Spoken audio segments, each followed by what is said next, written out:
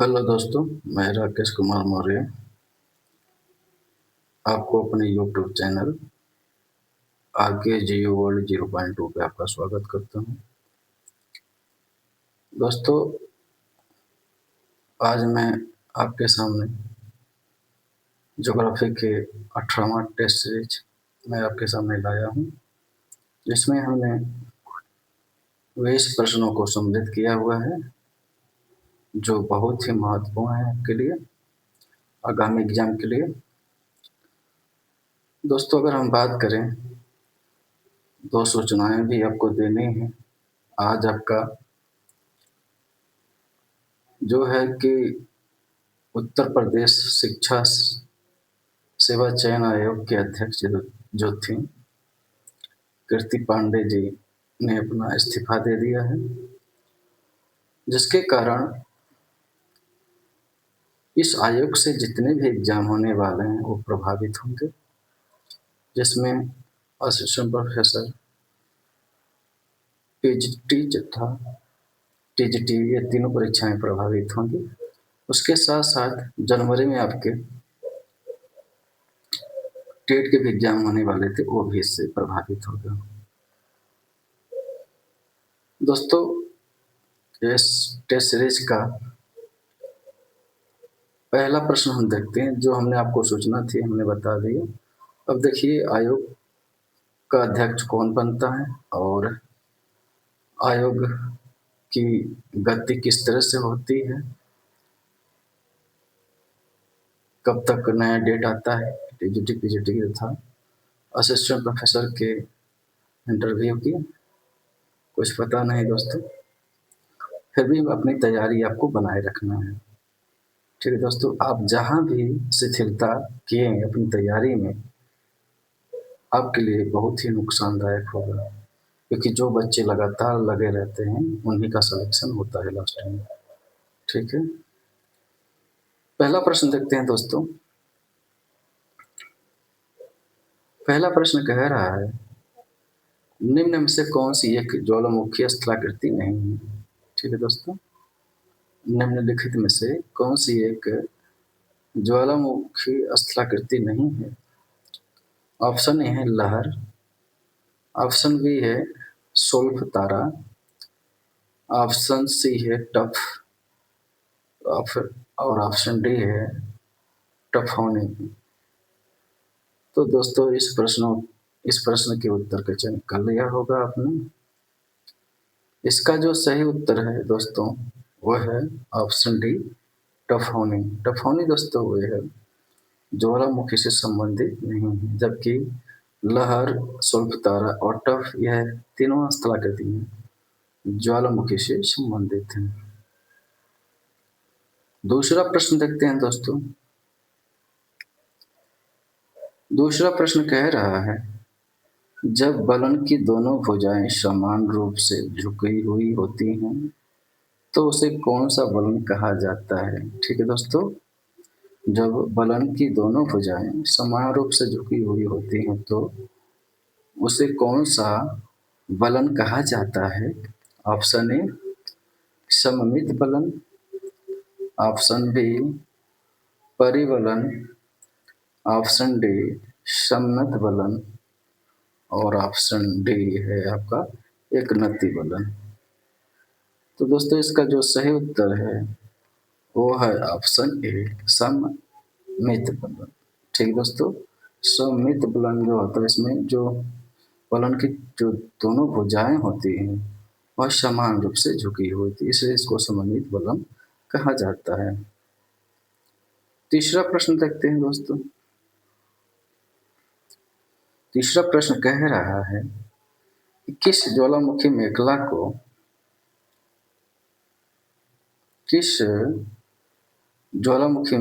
को ring of fire कहा जाता है। ठीक है दोस्तों, किस ज्वालामुखी मेखला को रिंग ऑफ फायर कहा जाता है।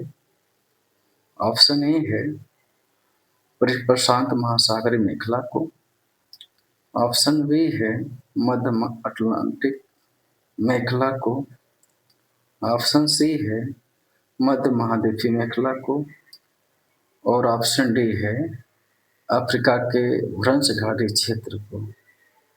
तो दोस्तों इसका जो सही उत्तर है वो है ऑप्शन ए। परिप्रशांत महासागरीय मेखला को रिंग ऑफ फायर कहा जाता है। प्रशांत महासागर के चारों तरफ मुख्य रूप से ज्वालामुखी तथा भूकंप की मेखलाएं देखने को मिलती है। इसी कारण इस क्षेत्र को रिंग ऑफ फायर कहा जाता है। जो रिंग ऑफ फायर है वह ज्वालामुखी से संबंधित है। ठीक है दोस्तों। चौथा प्रश्न देखते हैं दोस्तों। चौथा प्रश्न कह रहा है, जो थॉट से संबंधित है, भौगोलिक चिंतन से, किसने भू-राजनीतिक को प्रचार एवं उपदेश का राष्ट्रीय संस्थान बताया है?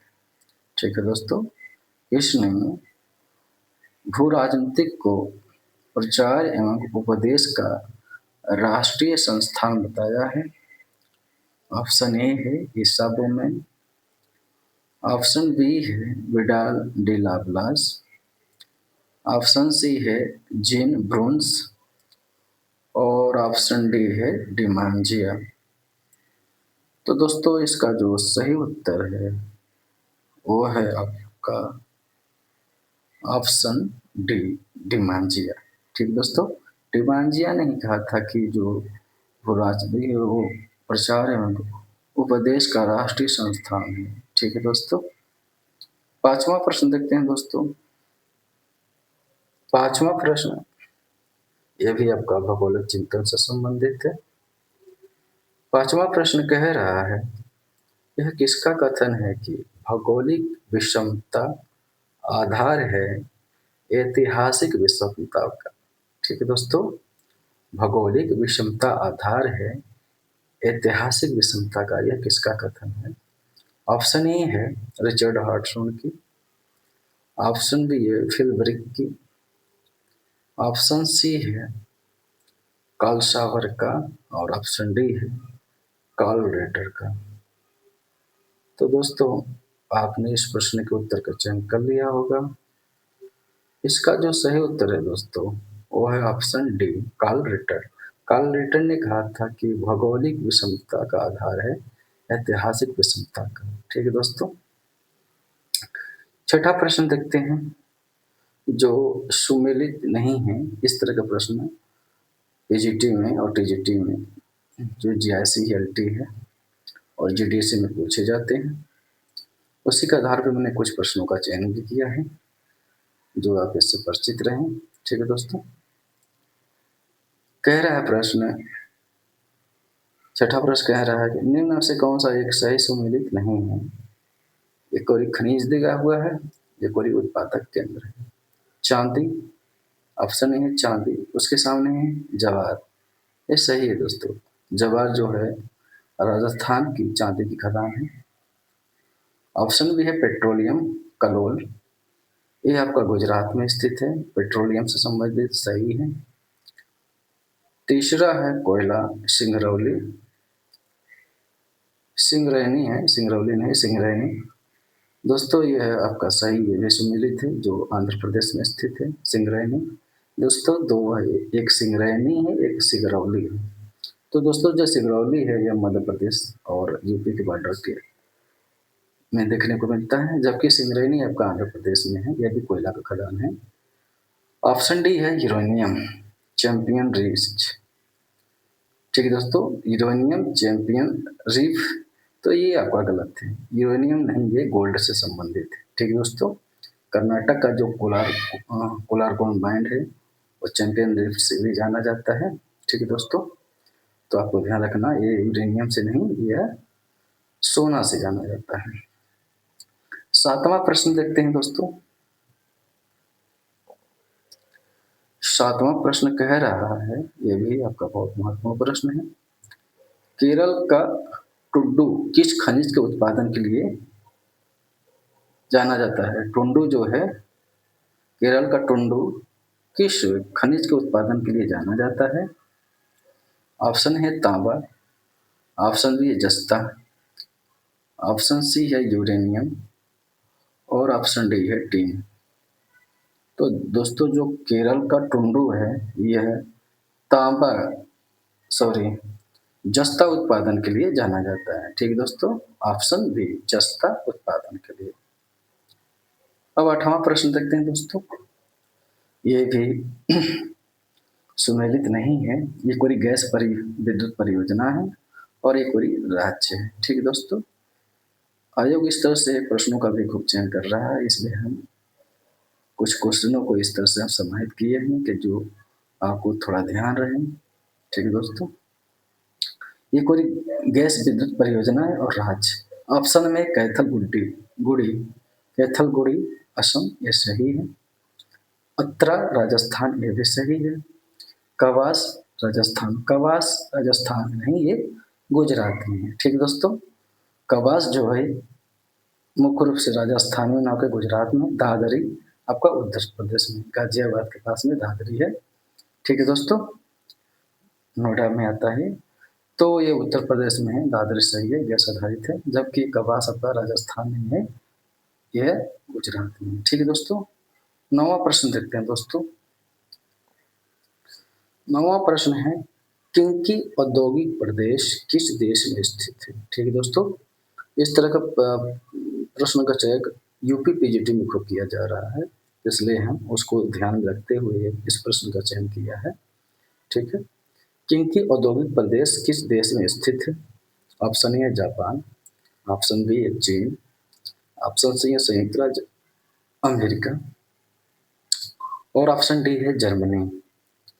तो दोस्तों, इसका जो सही उत्तर है वो है ऑप्शन ए, किंकी औद्योगिक प्रदेश जापान में स्थित है। ठीक है दोस्तों, 10वां प्रश्न देखते हैं दोस्तों। यह भी सुमेलित नहीं है, कौन सा एक सुमेलित नहीं है, ये कोई सिद्धांत है और ये कोई प्रतिपादक है। ठीक है दोस्तों, केंद्र स्थल सिद्धांत क्रिस्टालर, ये सही सुमेलित है। मानव पारिस्थितिकी हैकल, दोस्तों यही गलत है। मानव पारिस्थितिकी हैकल नहीं होके बैरोज है। ठीक है दोस्तों, उसके बाद है मानववादी भूगोल, ये फुतुआन सही है। और भूगोल में स्पष्टीकरण डेविड हार्वी, ये भी सही है। ठीक है दोस्तों, जबकि आपका बी गलत है। अगला प्रश्न देखते हैं दोस्तों, 11वां प्रश्न। 11वां प्रश्न कह रहा है दोस्तों कि अंतर्राष्ट्रीय ऋतु विज्ञान परिषद ने बादलों को कितने वंशों में बांटा है? Option A 4, option B 6, option C है 8 और ऑप्शन डी है 10। तो दोस्तों, इसका जो सही उत्तर है वो ऑप्शन डी 10। अंतर्राष्ट्रीय ऋतु विज्ञान परिषद ने बादलों को 10 वंशों में बांटा हुआ है। ठीक है दोस्तों, अगला प्रश्न देखते हैं, 12वां प्रश्न। 12वां प्रश्न दोस्तों बहुत ही महत्वपूर्ण है। इस तरह का प्रश्न जो सीनेट और असिस्टेंट प्रोफेसर तथा जीआईसी और जीडीसी में पूछे जाते हैं। ठीक है दोस्तों, तो उसको भी हमने ध्यान रखकर कुछ प्रश्नों को समाहित किया हुआ, क्योंकि हम ये तैयारी सभी के लिए करा रहे हैं, चाहे वो टीजीटी, चाहे एलटी हो, चाहे जीआईसी हो, चाहे पीजीटी हो, चाहे जीटीसी हो, चाहे असिस्टेंट प्रोफेसर हो अदर स्टेट का, चाहे वो नेट का हो, सबको ध्यान रखते हुए हमने प्रश्नों को समाहित किया है। ठीक है दोस्तों, 12वां प्रश्न कह रहा, किसके परिवर्तन की विस्तृत जानकारी के लिए एक विशेष प्रकार का आरेख होडोग्राफ बनाया जाता है? ऑप्शन ए है व्यापारिक पवन के लिए, ऑप्शन बी है पछुआ पवन के लिए, ऑप्शन सी है जेट स्ट्रीम के लिए या ऑप्शन डी भू विक्षेपी पवन के लिए। तो दोस्तों, इसका जो सही उत्तर है वो है ऑप्शन डी, भू विक्षेपी पवन के लिए मुख्य रूप से एक आरेख बनाया जाता है जिसको कहा जाता है होडोग्राफ। ठीक है दोस्तों, उसके विस्तृत जानकारी के लिए। 13वां प्रश्न देखते हैं दोस्तों। 13वां प्रश्न राजनीतिक भूगोल से संबंधित है, जो बहुत ही महत्वपूर्ण है। 13वां प्रश्न कह रहा है, किसने राजनीतिक भूगोल में भू राजनीतिक दूरी जियोपॉलिटिकल डिस्टेंस शब्दावली का प्रयोग किया है? ठीक है दोस्तों, किसने राजनीतिक भूगोल में भू राजनीतिक दूरी जियोपॉलिटिकल डिस्टेंस शब्दावली का प्रयोग किया है? ऑप्शन ए है मैकेंडर, ऑप्शन बी है कोहेन, ऑप्शन सी है स्टेन रॉकन और ऑप्शन डी है जोन्स। तो दोस्तों इस प्रश्न का जो सही उत्तर है वो है ऑप्शन सी स्टेन रोकन। ठीक दोस्तों, स्टेन रोकन ने भू राजनीतिक दूरी जियो पॉलिटिकल डिस्टेंस शब्दावली का प्रयोग किया था। 14वां प्रश्न देखते हैं दोस्तों, यह भी सुमेलित नहीं है। कौन सा? ये कोई राष्ट्रीय उद्यान है और ये कोई राज्य है। ठीक है दोस्तों, पहला है ऑप्शन ए केबुल लामजाओ। तो दोस्तों ये मणिपुर में है। दोस्तों आपको बता दें कि केबुल लामजाओ जो है राष्ट्रीय उद्यान, ये है आपका लोटक झील में स्थित है, जो तैरता हुआ राष्ट्रीय उद्यान है। कभी कभी पूछा जाता है कि निम्नलिखित में से कौन सा एक तैरता हुआ राष्ट्रीय उद्यान है, तो है केबुल लामजाओ जो मणिपुर में स्थित है। दर्रा, दोस्तों दर्रा जो आपका है ये है गुजरात में नहीं, ये है राजस्थान में है। ठीक है दोस्तों, दर्रा जो राष्ट्रीय उद्यान है यह गुजरात में नहीं राजस्थान में है, जबकि नगर हॉल आपका कर्नाटक में सही है और कंगर घाटी आपका छत्तीसगढ़ ये भी सही है, जबकि दर्रा आपका गुजरात में न कि राजस्थान में है। 15वां प्रश्न देखते हैं दोस्तों, ये आर्थिक भूगोल से है। मैंने कहा था दोस्तों हम हर क्षेत्र से क्वेश्चनों को समाहित किए हैं। ठीक है, 15वां प्रश्न कह रहा है किसने आर्थिक भूगोल को उत्पादक व्यवसायों का अध्ययन कहा है। ऑप्शन ए है मूडी, ऑप्शन बी है जोन्स, ऑप्शन सी है आपका बुकानन और ऑप्शन डी है चिसोर। तो दोस्तों इसका जो सही उत्तर है वो है जॉन्स, ऑप्शन बी। जॉन्स ने कहा था कि आर्थिक भूगोल उत्पाद व्यवसायों का अध्ययन कर है। ठीक है, 16वां प्रश्न देखते हैं दोस्तों, जो समुद्र विज्ञान से संबंधित है। 16वां प्रश्न कह रहा है किस महासागर में कोकोज कीलिंग द्रोणी स्थित है। ठीक है दोस्तों, किस महासागर में कोकोज कीलिंग द्रोणी स्थित है। ऑप्शन ए है प्रशांत महासागर, ऑप्शन बी है अटलांटिक महासागर, ऑप्शन सी है हिंद महासागर और ऑप्शन डी है आर्कटिक महासागर। तो दोस्तों इसका जो सही उत्तर है वो है ऑप्शन सी हिंद महासागर। हिंद महासागर में कोकोज कीलिंग द्रोणी स्थित है। ठीक दोस्तों, इंडियन ओशन में। 17वां प्रश्न देखते हैं दोस्तों। 17वां प्रश्न ये भी सुमेलित नहीं है। ठीक है, कौन सा एक सुमेलित नहीं, एक और गर्त बेसिन है और एक और महासागर है। क्योंकि इस तरह का प्रश्न यूजीसी नेट असिस्टेंट प्रोफेसर और पीजीटी में पूछा जाता है, इसलिए मैंने इस तरह के प्रश्नों का चयन किया है। ऑप्शन ए है वाल्डीविया गर्त हिंद महासागर। दोस्तों वाल्डीविया गर्त हिंद महासागर में नहीं, यही गलत है, ये अटलांटिक महासागर में। ऑप्शन बी है चून गर्त अटलांटिक महासागर, ये सही है। उसके बाद है सी करमांडेट गर्त प्रशांत महासागर, ये सही है। उसके बाद है डी नानसेन बेसिन, यह आर्कटिक महासागर में, ये सही है। जबकि ऑप्शन ए गलत है, वाल्डीविया गर्त ये हिंद महासागर में नहीं है, ये है अटलांटिक महासागर में है। ठीक है दोस्तों, 18वां प्रश्न देखते हैं दोस्तों। 18वां प्रश्न कह रहा है स्थैतिक जल खंड सिद्धांत किसकी उत्पत्ति की व्याख्या करता है। ऑप्शन ए सर्क की उत्पत्ति की, ऑप्शन बी कंदरा की उत्पत्ति की, ऑप्शन सी लेपिज की उत्पत्ति की और ऑप्शन डी है इंसेल वर्ग की उत्पत्ति की। तो दोस्तों इस प्रश्न के उत्तर का चयन कर लिया होगा आपने। दोस्तों इसका जो सही उत्तर है वो ऑप्शन बी कंदरा की उत्पत्ति की। दोस्तों गार्नर ने स्थैतिक जल खंड सिद्धांत दिया था कंदरा की उत्पत्ति से। ठीक दोस्तों, गार्नर ने। 19वां प्रश्न देखते हैं दोस्तों। राक्सवी ने किसके प्रदेशों की योजना के आधार पर अपने मानव प्रदेश ह्यूमन रीजन्स को की संकल्पना दी थी? ठीक है दोस्तों, जो राक्सवी थे किसके प्रदेशों की योजना के आधार पर अपने जो मानव प्रदेश है ह्यूमन रीजन्स की संकल्पना दी थी? ऑप्शन ए है हर्बर्सन, ऑप्शन बी है फ्लियोर, ऑप्शन सी है ईमेल और ऑप्शन डी है यूटेल्सी।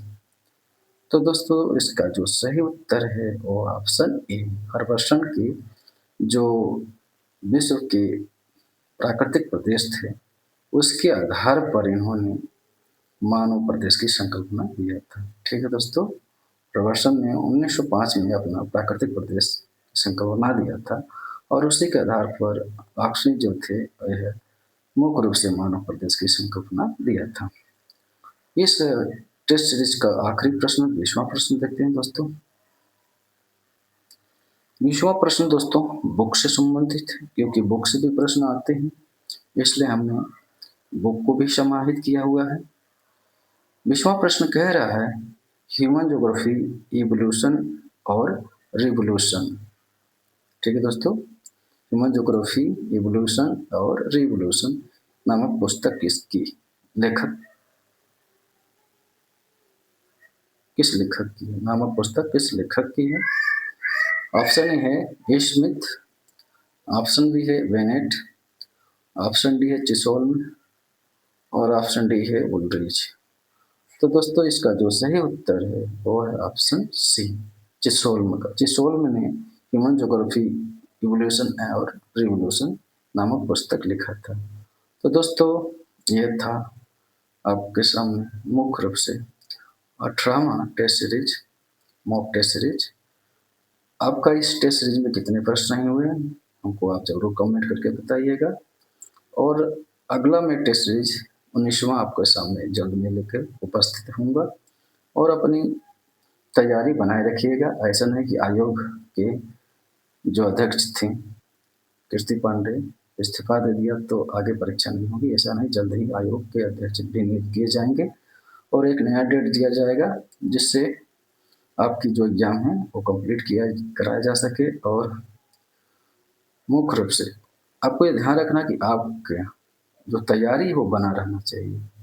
ठीक है, और आपको टाइम मिल गया है तैयारी करने के लिए। हो सकता है कुछ सिलेबस आप कवर नहीं किए हों तो उसको आप कवर कीजिए अच्छे से और मेरे इस जो टेस्ट सीरीज करा रहे हैं मॉक टेस्ट सीरीज उसको आप रेगुलर करते रहिए, अपडेट रहिए, जिससे आपको नए नए प्रश्नों की अभ्यास मिलता रहेगा।